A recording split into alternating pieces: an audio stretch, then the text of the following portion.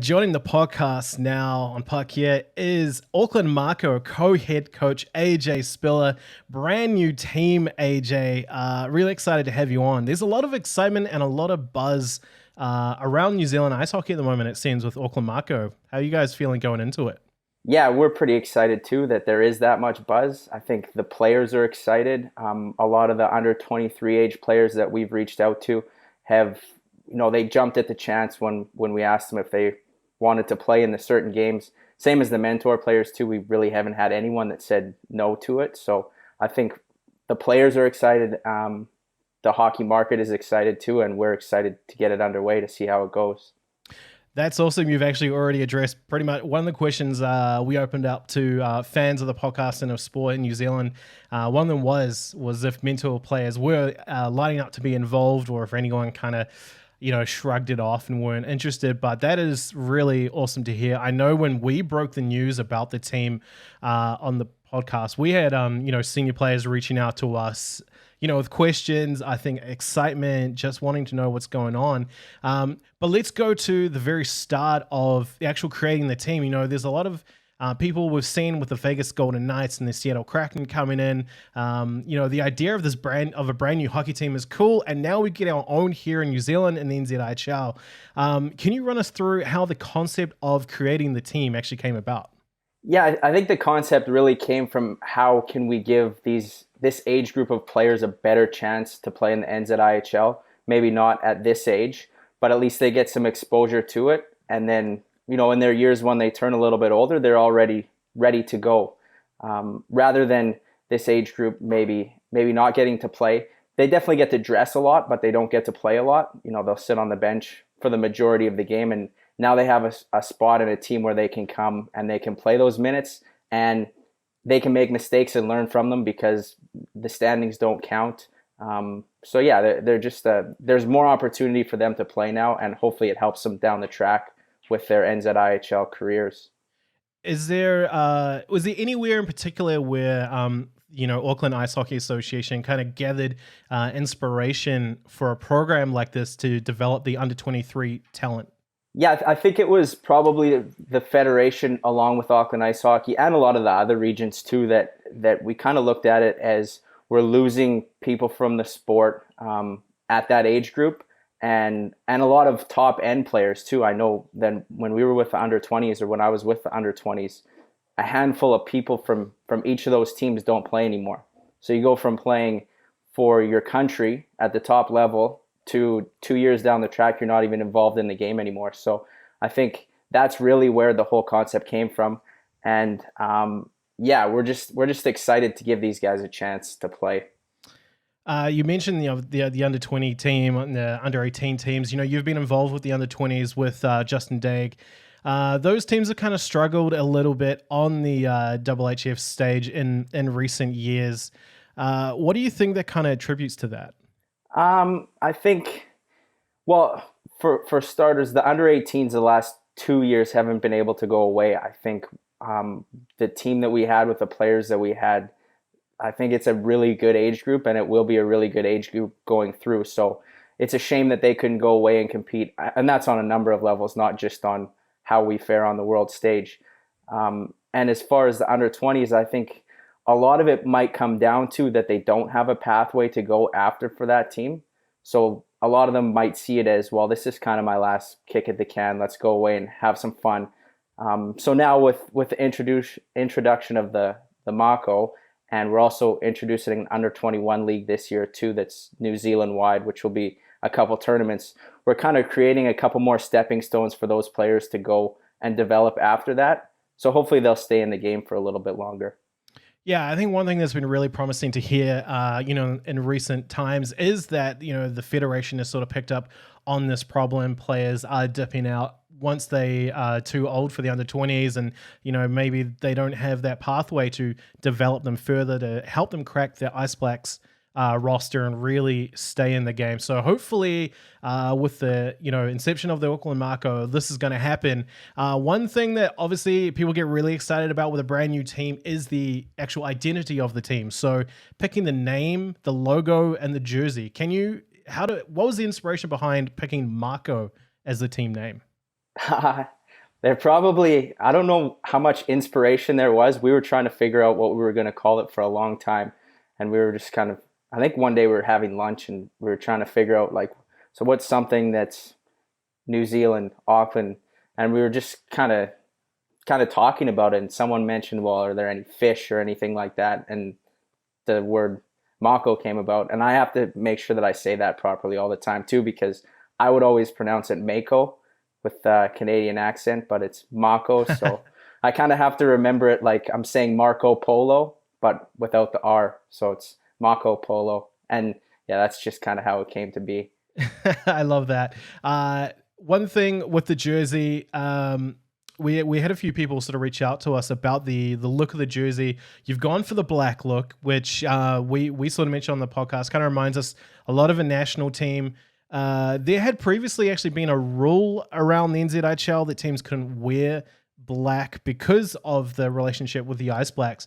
Was that something that was considered, or is that just is that not a rule anymore? And like, obviously it's okay to use black for the Mako? Yeah, I'm not too sure about the rule. I know that Canterbury had some black jerseys, I think a couple years ago too. So I don't know if that rule is around. But actually, the Mako jerseys, they look a little bit black in the design. They're probably a little bit closer to a silverish gray, almost like the one that you have in the background there. That's probably the base color. I think it looks like the shading on the jerseys in the design makes it look a little bit darker than it actually is. So. Okay, that's cool to know. That's cool to know. Another thing I was curious about was during because I love the whole design process of stuff like this. Like I love nerding out over stuff like this when you have like new teams, and the jersey reveal like was really exciting. I think Auckland Mako did a pretty good job of that, and obviously it has really built hype up, which hasn't gone away. Fans are really excited and want to know more. Obviously, that's why you're here today. Were there other colors being considered for the jersey, or was that kind of look what was set in stone from very early on?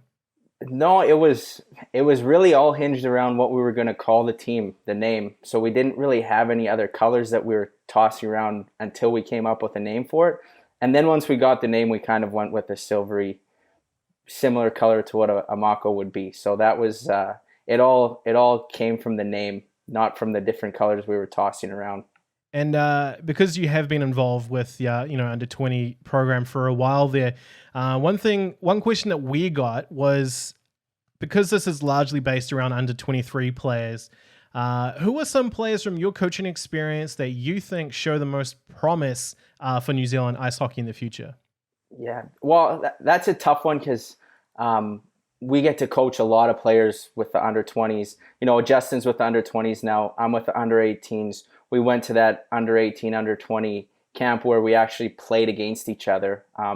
There are a lot of good players across both of those teams. If I had to name one, I'll have to say Flynn Hayward Jones. I played with him in the adult league here in Auckland. He was my D partner. And yeah, I'm a little bit biased to D-men, and he happens to be from Auckland too. So I'll name one, but I think there are a lot of other ones too. So.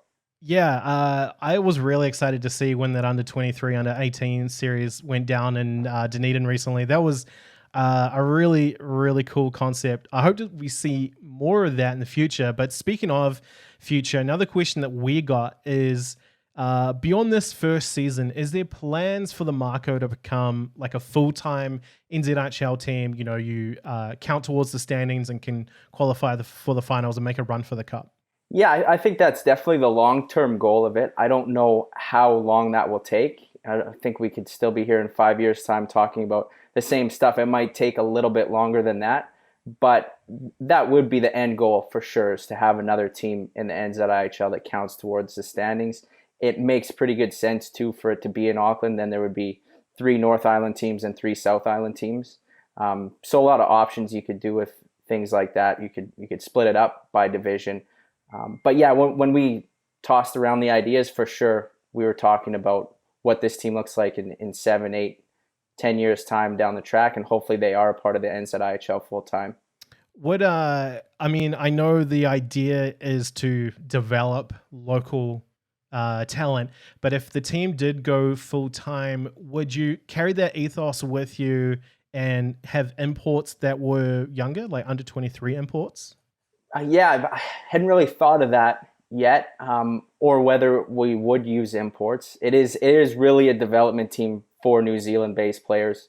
Some of them will be imports. That are living here, not on Kiwi passports, but they're playing in New Zealand. And yeah, I hadn't really thought of it too much. I think we'd have to see what the league looks like then too, how many imports you're allowed and whatnot. So for right now, though, the idea is to develop local players, and we want to do that. We think that if we develop these New Zealand-born players, it's going to make our national teams better too, which is another reason why we're bringing the Mako in and the under 21 leagues as well. Yeah. One last question for me, AJ. What goals and expectations do you have for the Auckland Mako in this inaugural season? What do you want to take away from it? I think for the goals, we've probably already met quite a few of them just in creating the noise that we have created in the hockey market.